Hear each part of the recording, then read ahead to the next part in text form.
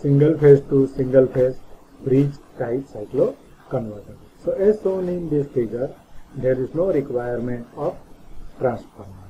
Now the 4 SCR, TP1, TP2, TP3 and TP4 forms a positive converter, while another 4 SCR, TN1, TN2, TN3 and TN4 forms a negative converter. So here there are 8 SCRs are used. Now two fully controlled bridge are connected in anti-parallel. So the bridge 1 is responsible to flow the currents into the load during the positive half cycle. Now similarly, this negative bridge converter is responsible to flow the current into the load during the negative half cycle. And most important thing, the both bridges are not conducted simultaneously, otherwise the short circuit occurs in the input. So this is most important. So now for the natural commutation, we are using step down type cycloconverter. That means there is no need of forced commutation to turn off the SCR. Now already we have seen that the load, it may be resistive or RL type. Now first let we see, when pure resistive load is used as a load.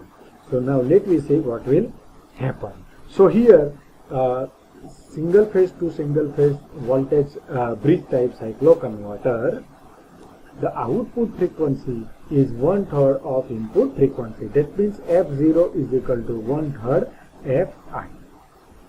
So let me see how it will work. Now during the positive half cycle of the input supply, that means the terminal A is positive with respect to terminal B.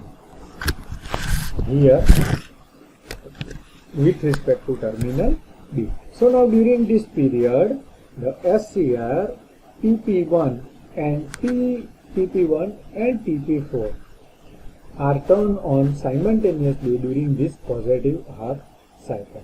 So now due to this, the load current starts to flow from the circuit through the path of A to TP1, then C, then load, then D, then TP4 and the B terminal of the supply. So the direction of current passing through this load from C to D. Now when the voltage becomes, here we can see the voltage becomes 0 during the positive half cycle, by natural commutation the thyristor TP1 or SCR TP1 and TP4 are turned off due to the natural commutation, because the current passing through this SCR is 0. So due to this SCR TP1 and TP4 are turned off. Now during the negative half cycle, first negative half cycle, that means the terminal B becomes positive with respect to terminal A. Terminal A. So now during this period, the thyristor TP2 and TP3 are triggered simultaneously. That means it will conduct TP2 and TP3. So due to this, the current starts to flow from the circuit, and the load current flows through the path of B terminal to TP2, TP2 to C, then load, then D, then TP3 and the A terminal of the supply.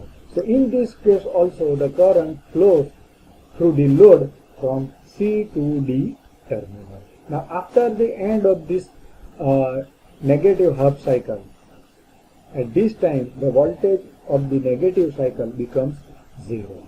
So the current passing through this SCR TP2 and TP3 are 0. So that means it naturally it will turn off. Now, the second positive half cycle. During this second positive half cycle, the SCR TP1 and TP4 are turned on simultaneously. Turn on simultaneously during this second positive half cycle. So the load current starts to flow from during this period. The A terminal is positive with respect to this terminal B, and load current flows from through the path of A terminal to TP1, then C, then load, then D, then TP4, and then B terminal of the supply. So here we can say that the current still flows from the load, flows in the load from C terminal to D terminal. Now, at the end of this second positive half cycle, the SCR TP1 and TP4 are turned off by natural commutation. Now, during this second negative half cycle, that means the terminal B is positive with respect to terminal. Now, this time the TP1 and TP4 are turned off, and that same time the SCR TN3 and TN2 are turned on by applying the proper gate pulse to this SCR. So due to this, the load current starts to flow from B terminal to B terminal to TN3, then D, then load, then C, and then TN2, and then A terminal of the supply. So here the current passing through this load from D terminal to C terminal. That means the direction of the current passing through this load is negative. So here you can say during the second negative half cycle, SCR TN2 and TN3 are turned on, and the current passing through the load is in reverse direction. Now at the end of this second negative half cycle, the thyristor or SCR TN2 and TN3 is turned on. Now during the third positive half cycle, terminal A becomes positive with respect to terminal B. So now this time the SCR TN4 and TN1 are turned on simultaneously. So the load current flows through the path from A terminal to A terminal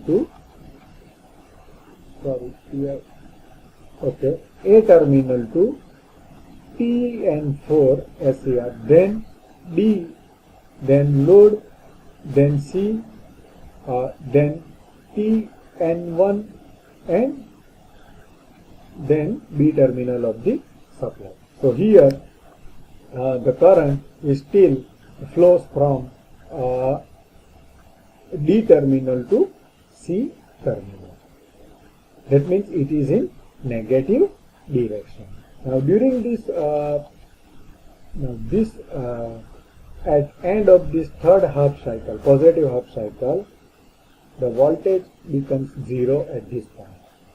So due to this SCR TN4 and TN1 are turned off due to the natural commutation. Now during the third negative half cycle, terminal B is positive with respect to terminal E, and this time thyristor TN3 and TN2 are turned again.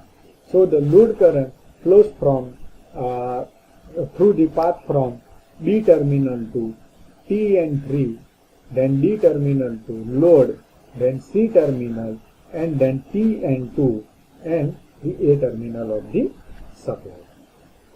So at the end of this cycle, sixth negative cycle, the thyristor T&2 and T&3 SCR are turned off. So now this cycle is repeated again.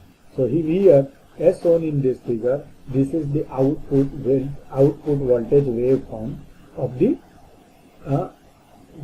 cycloconverter, and here you can see the output frequency, it is the 1/3 of input frequency. Now to change the magnitude of this voltage, output voltage, by changing the firing angle of the SCR. Now next, when RL load is present.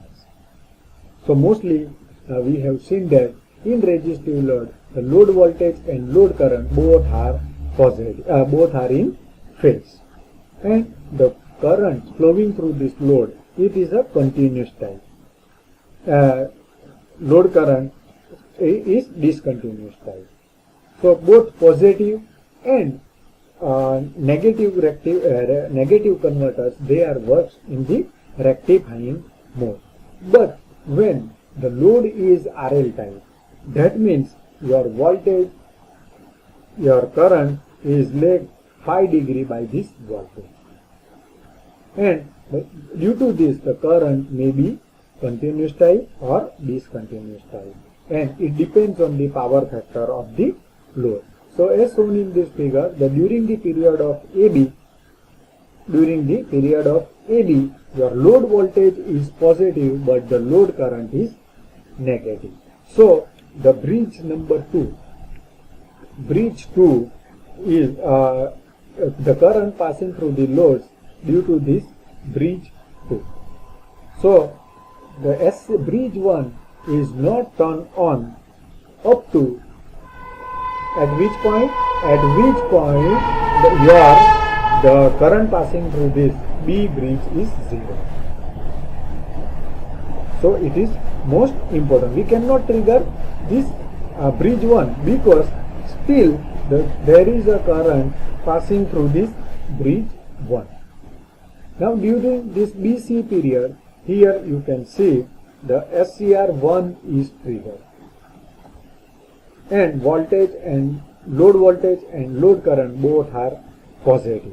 So in this case, bridge 1 is operated in rectifying mode, and it's deliver power to the load. As shown during the CD period, your load voltage is negative but load current still positive. So during this period, bridge B2 of SCR we cannot trigger it, because during this period this bridge 1 operated in the inverting mode. Now during this DC period, here you can see the load voltage and load current both are negative. So during this period, the bridge 2, during this period, this bridge 2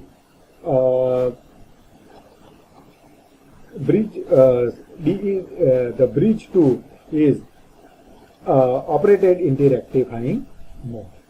So the AB period, CD period and EF period, the instantaneous power is negative. So during this period, the cycloconverter, whatever the energy stored in the inductive portion of the load, this energy is feedback to the supply. Now next, circulating current free and circulating current mode operation. So already we have seen that in single phase to single phase bridge type converter, the load current is positive. The load current is positive. That time bridge 1, whatever the SCR connected in bridge 1, they are turned on. But whatever the SCR connected in this negative converter, they are not triggering. Similarly, during the negative when the load current is negative, that time bridge 2, whatever the SCR connected in bridge 2, they are triggered. And during this period, the SCRs which are connected in bridge 1, they are in off condition. So due to this, there is no circulating current passing through the circuit. So that's why this type of operation is called free circulating current free type operation. But when the load is inductive, if load is inductive and the load current may be discontinuous type, load may be discontinuous type. So if we want to, there is some circulating current passing through this circuit due to the inductive load. So if we want non-circulating current type operation, that time we are using different control system. But this control scheme is complicated. But if the control system becomes easy, if some of the circulating current is permitted to passing through this circuit.